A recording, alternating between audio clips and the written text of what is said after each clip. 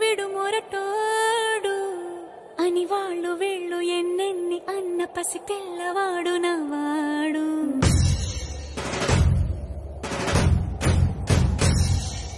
విడుముండోడు అని ఊరు వాడ అనుకున్న గాని మహారాజు నాకు నవ్వాడు.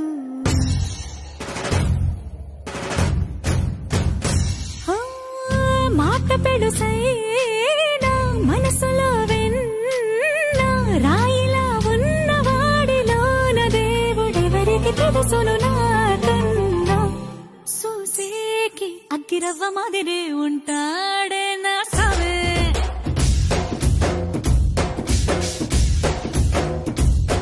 మెత్తాని పత్తి పువ్వుల మరేసంటాడే నా సావే.